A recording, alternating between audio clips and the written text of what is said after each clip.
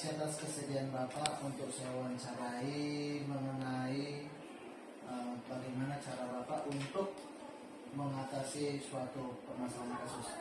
Baik Pak, pertama saya bertanya kepada Bapak, selama ini bagaimana cara Bapak dapat mengidentifikasi kasus-kasus yang baik yang merupakan dilema etika ataupun bujukan moral?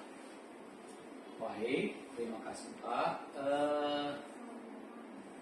Sebagai seorang yang memiliki tanggung jawab di lingkungan sekolah kita ini, tentunya apapun itu permasalahan atau kasusnya, kita upayakan penyelesaiannya sebaik mungkin.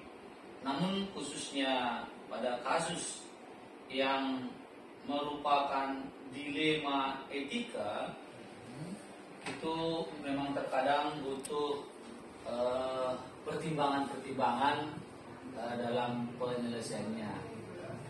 Hanya saja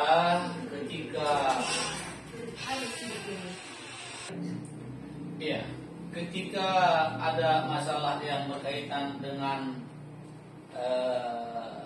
dilema etika, tentunya kita butuh banyak pertimbangan. Di mana sesuatu itu kadang-kala kita anggap lumrah, wajar, tetapi di satu sisi lain itu bertentangan dengan aturan yang sedang berlaku. Nah, dalam hal ini kita harus merujuk ke beberapa hal-hal yang cukup penting. Misalnya aturan di sekolah yang secara umum itu tidak merugikan pihak manapun, namun juga sebaliknya penyelesaian masalah itu dapat diatasi dengan win-win solution. Artinya masalah selesai, tidak ada yang dirugikan, tidak menimbulkan hal-hal yang baru terhadap ketentuan yang berlaku di sekolah kita ini. Demikian kira-kira. Oke Pak. Jadi untuk itu kan tadi dilema etika Pak. Untuk yang kasus-kasus yang bersangkutan dengan bujukan moral bagaimana Pak? Ya, jadi memang bujukan moral hampir sama juga demikian, tapi artinya secara moral itu sesuatu yang memang seperti katakan tadi wajar, lumrah, tetapi kalau memang itu tidak sesuai dengan aturan yang berlaku mendasar apalagi di sekolah, itu tentunya kita ambil kebijakan yang memang bahwa masalah itu diselesaikan dapat menjadi ketentuan berikutnya juga nanti dalam hal yang sama, begitu kira-kira Pak. Baiklah, berarti artinya Pak permasalahan itu dia diusahakan mendapatkan semua pihak mendapatkan kepuasan yang bersama. Betul. Nah, baik, terima kasih Pak. Terus Pak, langkah-langkah atau prosedur seperti apa yang biasanya Bapak lakukan selama ini untuk menyelesaikan permasalahan yang dapatkan? Iya, baik. Seandainya ada satu masalah seperti yang kita utarakan pertama terlebih dahulu tadi, maka terlebih dahulu kita merujuk kepada apa kira-kira yang melatar belakangi masalah tersebut. Nah, setelah kita pahami latar belakang masalahnya itu, lalu kita rujuk ke aturan yang berlaku di sekolah yang kita cintai ini. Katakanlah misalnya seseorang itu yang dengan kondisi dia tidak bisa melaksanakan tupoksinya sebagai seorang guru di sekolah kita ini oleh karena kondisi sakit ataupun keluarga dan sebagainya. Setelah kita telusuri bahwa itu yang menjadi penyebab masalahnya, kita lihat bagaimana aturan tupoksi kita di sini. Lalu kita akan memberikan himbauan, arahan bahwa si guru lah seadanya tadi dengan tupoksinya yang harus mengajar di sekolah kita ini, ya, dengan tidak mengurangi tanggung jawabnya, harus memberikan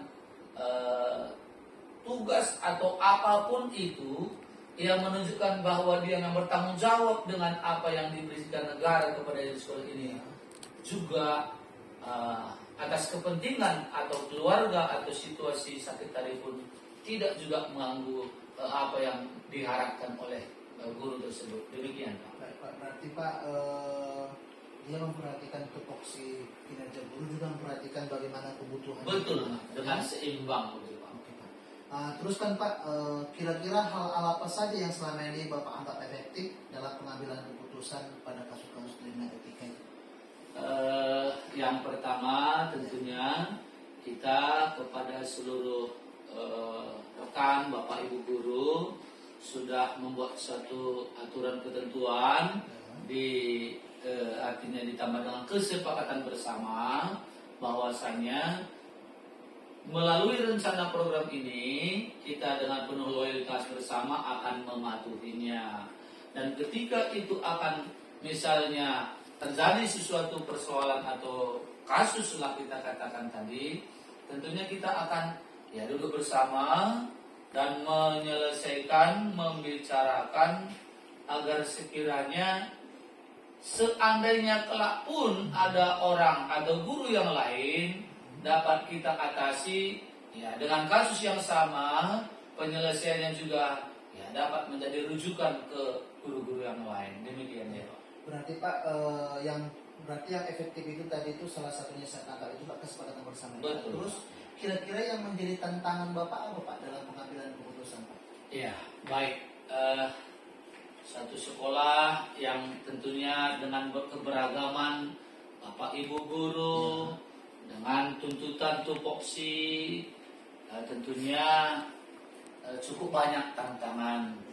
Artinya pertimbangan kebutuhan kondisi sebagai seorang tenaga pengajar di sekolah yang diharapkan sebagaimana aturan di sekolah kita ini, kehadiran tugas tanggung jawabnya.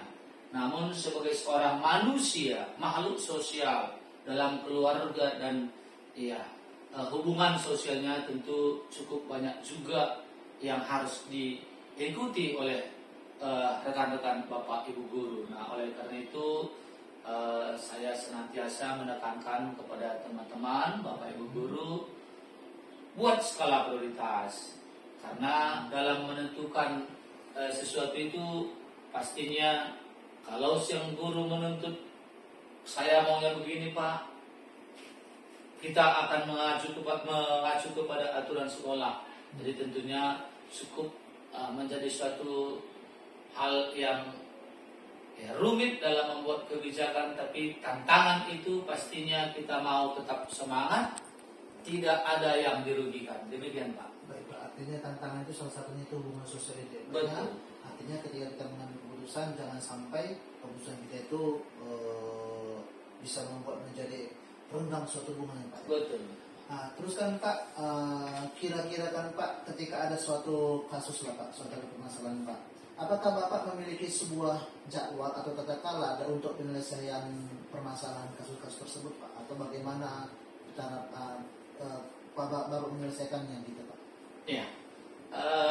Dalam suatu organisasi, apalagi di sekolah, tentunya kita tahu bahwa hidup sebagai seorang tenaga pendidik, hidup sebagai seorang di dalam keluarga kita itu pasang surutnya kehidupan, masalah itu tidak bisa kita tentukan. Tetapi ketika kita sudah rancang bahwa seandainya ada problem, ada masalah guru, dengan ketentuan yang berlaku di sekolah, melalui kesepakatan bersama, walaupun tidak terjadwal kapan penyelesaiannya, tentunya bisa dapat diatasi. Dengan kata lain, suatu masalah yang ada akan diselesaikan sesuai dengan ketentuan yang ada dan kesepakatan bersama itu, dan akan menerima konsekuensi atas apa keputusan kita itu dalam masalah tertentu. Demikian ya Pak. Oke, berarti Pak, ketika ada suatu permasalahan, Bapak langsung berusaha menyelesaikannya secepatnya. Iya, gitu, sesuai Pak, dengan bagaimana urgensinya persoalan itu. Berarti sesuai dengan urgensi permasalahannya Pak ya. Baik Pak, terus kira-kira apakah ada faktor-faktor yang selama ini dapat mempermudah atau membantu Bapak dalam pengambilan keputusan dalam penyelesaian masalah-masalah kasus dilema etika Pak? Iya, cukup banyak. Artinya tentunya ketika kita menghadapi suatu masalah dalam mengambil kebijakan masalah tersebut, kita tidak mungkin secara sepihak serta-merta dengan berpaku pada satu ketentuan saja. Kita akan berkoordinasi dengan pihak lain, apakah dengan atasan kita atau dengan rekan-rekan yang lain, ataupun kita belajar dari sumber informasi ketika bagaimana seseorang menghadapi masalah yang sama dengan yang kita hadapi. Itu artinya adalah sebagai pembanding, menjadi alasan argumen kita dalam membuat suatu keputusan dalam penyelesaian masalah itu, Pak. Demikian. Baik Pak, berarti Pak